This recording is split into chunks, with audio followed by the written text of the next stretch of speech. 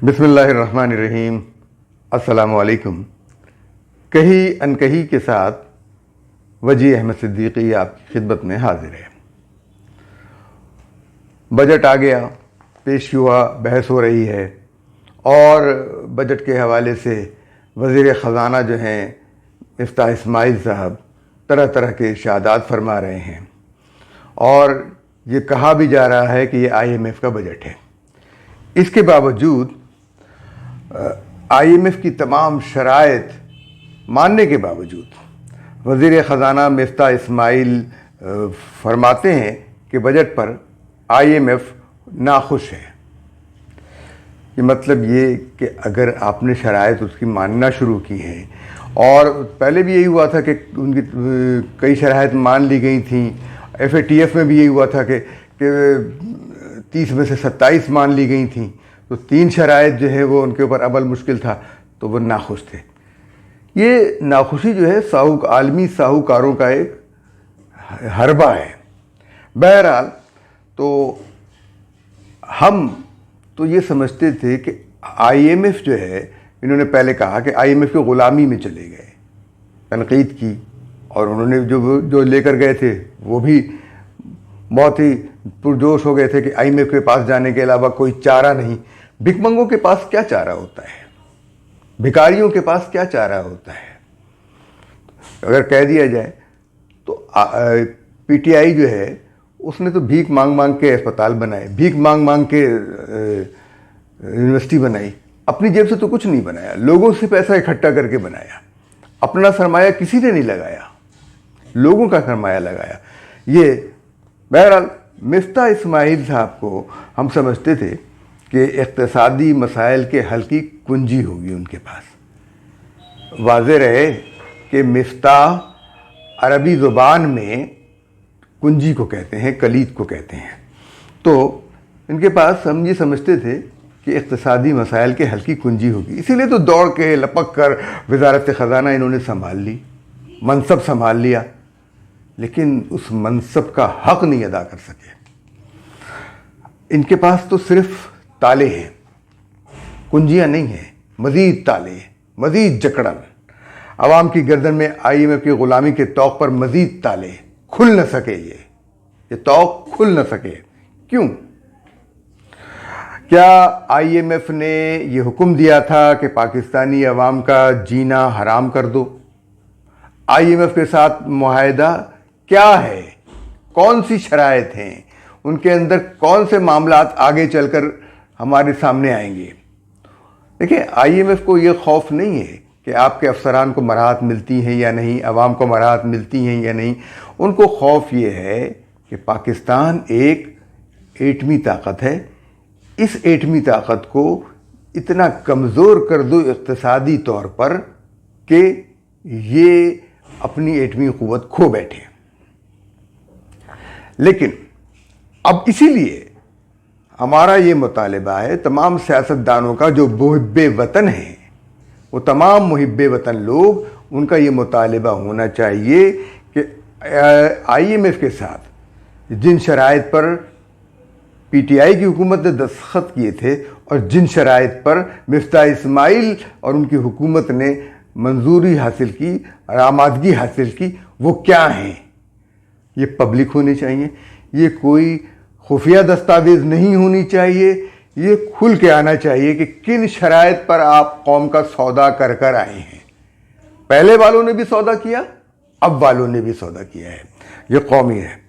अब ये यानी ऐसी दस्तावेज़ है जिसका ओपन होना पाकिस्तानी अवाम के मफाद में है, पाकिस्तानी कौम के मफाद में है और ख़ुद पाकिस्तान की कौमी सलामती के मफाद में है। अब डू मोर का हुक्म IMF की तरफ से मिल रहा है। अमेरिका IMF के ज़रिए डू मोर का हुक्म दे रहा है। हमारे नज़दीक सबसे बड़े मुजरिम वो हैं जिन्होंने IMF के पास जाकर उससे ग़ुलामी के इस मीसाक पर दस्तखत किए। बहुत बड़े मुजरिम हैं वो, ग़ुलाम इब्न ग़ुलाम, फ़कीर, भिकारी, भिखमंगे, जिनकी फितरत में है ये। और वो दूसरे बड़े मुजरिम वो हैं जिन्होंने IMF से नए सिरे से मुज़ाकरात करने के बजाय पुरानी शराइत पर अमल करना ज़रूरी समझा। मिफ्ता इस्माइल साहब, आपकी इक़्तिसादियात की PhD की तो हवा इसी में निकल गई। यानी आपको क्या इल्म है? आप जब कोई हल नहीं निकाल सकते तो छोड़े इस वजारत ख़जाना को, लात मारें और अपनी कोकोमो बेचें। मिफ्ता इस्माइल कहते हैं कि पेट्रोल महंगा करके पैसे घर नहीं ले जाते। जनाबे वाला, पेट्रोल महंगा करके आप लोग पैसे घर ले जाते हैं, यही हकीकत है। क्यों? वो कौन लोग हैं जिनको 500 लीटर, 600 लीटर, 300 लीटर, 200 लीटर माहाना मुफ्त पेट्रोल मिलता है? अगर वो नहीं मिलता तो उसकी कीमत मिलती है। इनमें जज, ब्यूरोक्रेट्स, फौजी अफसरान, वज़राए कराम और पार्लियामेंट के कर्ता धर्ता ये महंगा पेट्रोल मुफ्त उड़ाते हैं। तो पैसे आप घर लेके जाते हैं कि नहीं? महंगा किया, उसकी कीमत वसूल की। पेट्रोल ये नहीं होता कि आपको 300 लीटर पेट्रोल आप तक की लिमिट है, आप वहाँ तक इस्तेमाल कर सकते हैं, जाके पेट्रोल से भरवा लें, ये नहीं होता। इसके पैसे लेते हैं ये लोग, तो ये पैसे इनकी जेब में जाते हैं। बात पेट्रोल खर्च करने या न करने की नहीं है, बल्कि उस पैसे के लेने की है। तो जब महंगा होता है तो इनको खुशी होती है कि पेट्रोल महंगा हुआ तो इनकी तनख्वाह में 50,000 60,000 रुपये माहाना का इजाफा हो जाएगा। ये और किसी का नहीं होता। महंगा करके पैसे आप अपने घर लेके जाते हैं, डॉलर अपने घर लेके जाते हैं। बंद करें भाई, ये कुर्बानी आप देने को तैयार नहीं, लेकिन कौम का गला काटने के लिए खंजर आपके हाथ में है। IMF ने कहा है ये आप जो है ना, ये काम न करें, ये अपनों पे ही खंजर चलाना है, दुश्मन के आगे आपकी हवा सरकती है। मिफ्ता इस्माइल साहब कहते हैं कि सख्त फैसलों के सिवा ऑप्शन नहीं। तो ये सख्त फैसलों का ऑप्शन जो है वो सिर्फ आवाम पर ही इस्तेमाल होना है, ब्यूरोक्रेट्स पर इस्तेमाल नहीं होना है, फौजियों पर इस्तेमाल नहीं होना है, अफसरान पर इस्तेमाल नहीं होना है, वज़रा पर इस्तेमाल नहीं होना है। यानी सख्त फैसले आपको अपने लोगों के लिए करने होंगे, इन लोगों के लिए करने होंगे, ब्यूरोक्रेट्स के लिए करने होंगे। तमाम अफसरान के यूटिलिटी बिल्स मुफ्त, अनलिमिटेड, अनलिमिटेड इनके बिल होते हैं। 1 लाख रुपए बिजली का बिल, 2 लाख रुपए गैस का बिल। ये इन सब को कहें कि भाई अपनी तनख्वाह से अपने यूटिलिटी बिल इस्तेमाल करो, दो उनकी अदायगी करो। देखिए बिजली बेधड़क इस्तेमाल करते हैं, कौम के ख़जाने को लूटते हैं बेधड़क। 1 लाख रुपया, 2 लाख रुपया, 3 लाख रुपया बिजली के बिल हैं। 24 घंटे AC चलता है, और अगर वो नहीं है तो जनरेटर चलता है। तो इनको तो गम नहीं है, इनको तो कोई दुख नहीं है। इनको पाबंद, या तो इनकी तनख्वाह 1 लाख रुपया करें, बाकी ये सारी चीज़ें मुफ्त कर दें, ठीक है, सबकी तनख्वाह 1 लाख रुपया कर दें, खरीदें, अपने घर का सामान खरीदें, अपनी चीज़ें खरीदें। वरना ये 15-15, 20-20 लाख रुपया, ये जजों की तनख्वाह जो है 30-30, 25-25 लाख किस खाते में? सुप्रीम कोर्ट के हों, चीफ जस्टिस हों, तमाम लोग हों, इन लोगों को किस वजह से ये दिया जाता है? मुल्क में मुकदमात का ढेर लगा हुआ है, कोई फैसला सही नहीं होता, कानून और आइन के मुताबिक नहीं होता। आइन कुछ कहता है, फैसला कुछ कहता है। ये फैसले न आइन के मुताबिक होते हैं, न कानून के मुताबिक हैं। किसी फैसले का हवाला दें तो तौहीन होती है, और तौहीन रसालत पर इनकी जो है सांस बंद हो जाती है, उसके मुजरिमों को रिहा करते हैं ये। तो ये और ये उस पर से मरात, बिजली का बिल मुफ्त, 30 लाख रुपए तनख्वाह, पेट्रोल मुफ्त, गैस का बिल मुफ्त, पानी मुफ्त। अरे भाई ये अपनी जेब से दे दो। कौम तो एक ग्रेड का मुलाजिम अपने मकान का किराया भी देता है, अपनी बिजली का बिल भी देता है, और अपनी गैस का बिल भी देता है, और अपनी मोटरसाइकिल अगर उसके पास है तो उसके अंदर पेट्रोल भी खुद डालता है।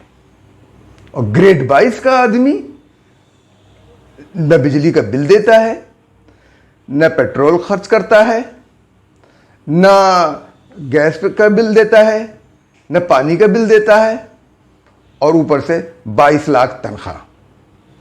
तो भाई ये तो फिर बहुत अफसोस की बात है कि ये इन सब को जो है पाबंद करें ना, बहुत मुश्किल फैसले करें, और बाकी पेट्रोल की अदायगी जो है ये अपनी जेब से करें। इनको एक 100 लीटर दे दें, चलिए हम कहते हैं, और ग्रेड 21 से यानी 19 से लेकर 22 तक के जितने भी लोग हैं अपने मकानों के किराए का 50% खुद अदा करें। ये भी हम रियायत दे देते हैं अवाम की तरफ से कि 50%, वरना जो नीचे का बंदा है वो तो अपनी जेब से दे रहा है, बहुत मुश्किल से उसको किराए का मकान मिलता है, और उसके बाद वो किराया जो है वो बहुत मुश्किल से सरकारी किराया उसको मिलता है कि जो रकम मिलती है वो बहुत मुश्किल होती है। तो अफसरान के लिए मकान के रकबे की शर्त ख़त्म कर दीजिए, और मकान उनको लेके दे। भाई एक अफसर है 2 कमरे के मकान में रहना चाहता है तो रहने दें उसे आप क्यों जो है वो 6 कमरों का मकान दिलवाते हैं। मुल्क में मुश्किल फैसला करना, मैं बता रहा हूँ आपको, मुश्किल फैसला करें। मुल्क में 1000 गज से ज़्यादा रकबे पर मकान या मकान के नाम पर फार्म हाउस या वगैरह पाबंदी लगाई जाए। 1000 गज के रकबे से ज़्यादा, 1000 गज भी बहुत होता है।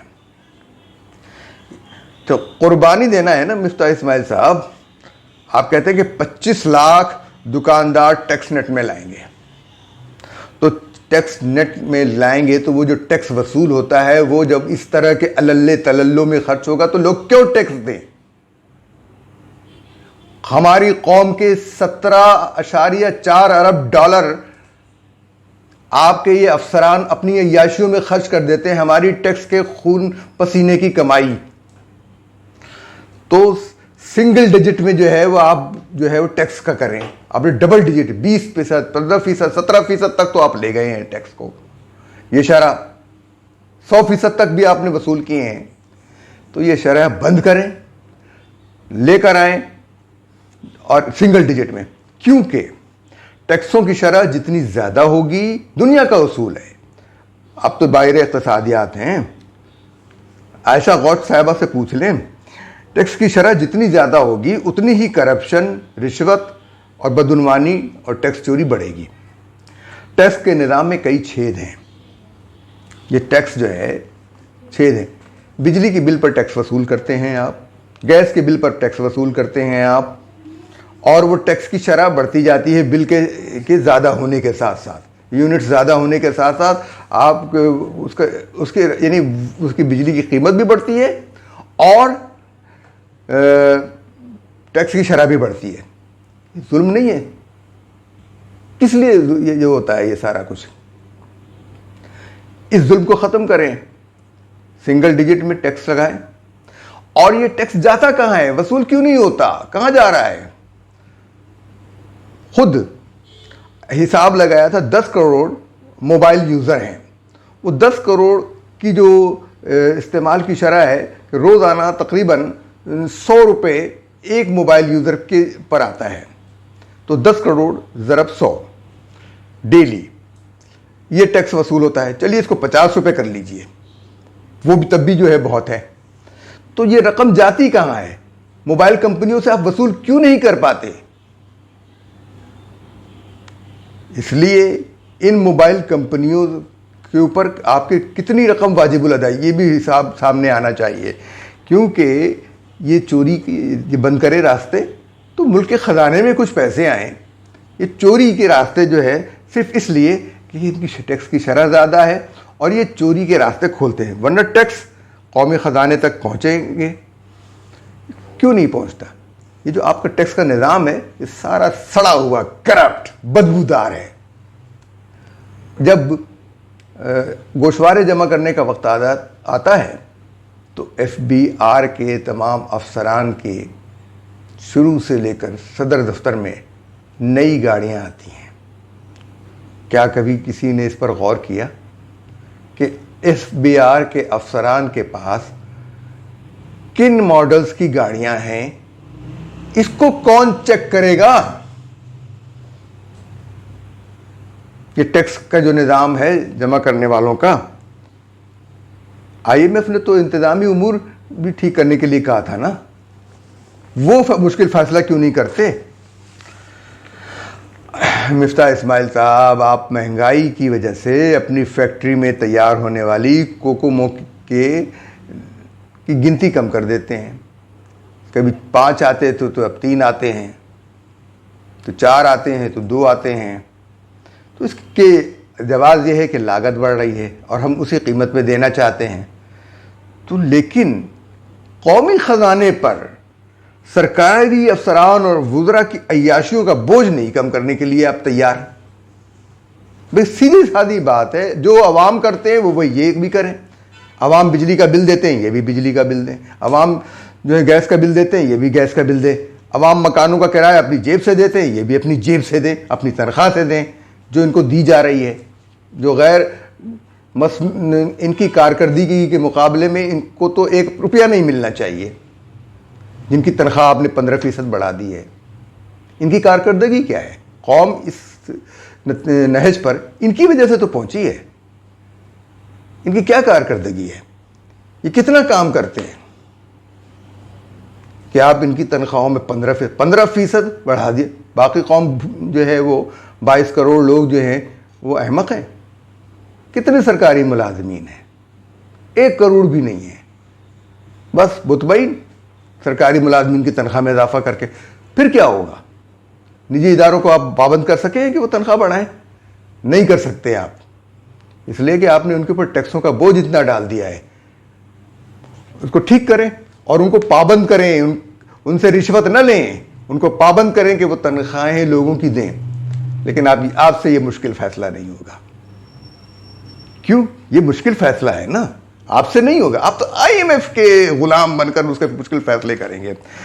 तो भाई, और यूटिलिटी स्टोर्स पर सस्ती चीजें दे रहे हैं, कौन किस पर एहसान कर रहे हैं?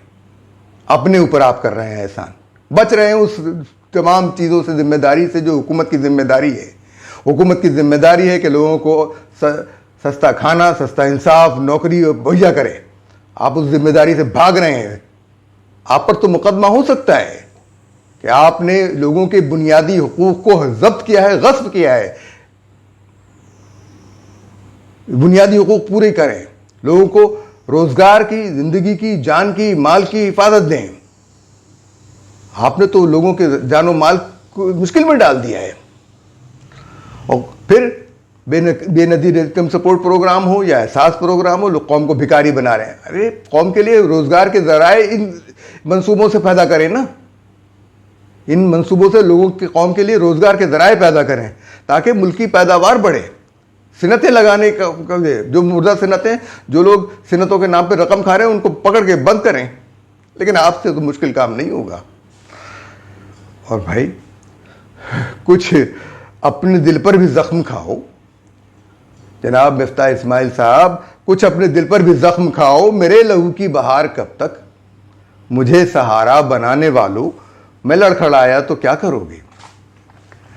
IMF के तमाम मुतालबात और तमाम शराइत हमारे सामने नहीं है। United Nation Development Programme UNDP ने इंकशाफ किया कि पाकिस्तान की अशराफिया 17.4 अरब डॉलर की रकम सालाना अपनी मराआत और तय्युशात पर खर्च करती है। अच्छा जी, तो ये जनाबे वाला, इन लोगों को आप जो है क्या कर रहे हैं? भाई सरकारी मुलाजमीन की मैंने बात की थी, तो उसमें यह था कि जो छोटे ग्रेड के मुलाजमीन हैं, उन बेचारों की तो तनख्वाह में चंद 100 रुपये का इजाफा होगा। भाई 1 से 16 तक के जो मुलाजमीन हैं, उनमें से आखिरी वाले की तनख्वाह में 1-2 हज़ार रुपये का इजाफा हो जाएगा। ज़्यादा इजाफा यही होगा, कोई 1 लाख रुपये तो तनख्वाह नहीं बढ़ जाएगी उसकी। लेकिन ग्रेड 17 से लेकर 22 तक उनकी तनख्वाहों में लाखों रुपए का इजाफा होगा 15% की बिना पर। तो कुछ अपने दिल पे भी जख्म खाओ, मुश्किल फैसला करो और मुश्किल फ़ैसले आप लोगों से नहीं होंगे। ये जो है मुल्क की जो है 1%, आप कहते हैं ना कि जी वो जो हमने सब्सिडी इसलिए ली है वापस कि इसका फ़ायदा अमीर उठा रहे थे। मुल्क में, इस मुल्क में अमीर 1% है, 1%, और जो मुल्क के 50% वसाइल का इस्तेमाल करता है, ये अमीर मुल्क में 1% है और 50% वसाइल का इस्तेमाल करता है। तो और ये यूएनडीपी की रिपोर्ट कहती है, तो अब क्या मुश्किल फ़ैसला होगा। सब्सिडीज़ जो हैं वो आपने अवाम की का गला घोटने के लिए किया है, तो आपसे तो, लेकिन होगा क्या इनसे अगर आप ये छीन लेंगे ना मरात से, पेट्रोल की, और सिर्फ इनको कह देंगे बिजली का बिल दो, तो ये इनमें से कई लोग जो है ना हार्ट अटैक से मर जाएंगे। क्यों? इसलिए कि 2 कौड़ियाँ घटी तो धनी गम से मर गया, 2 कौड़ियाँ घटी तो धनी गम से मर गया, मुफलिस जिया किया नमको नान के बगैर। आप कहीं अनकहीं को सब्सक्राइब कीजिए और लाइक कीजिए और लोग शेयर कीजिए ताकि हमारा पैगाम लोगों तक पहुंच सके। इजाज़त दीजिए। अल्लाह हाफ़िज़।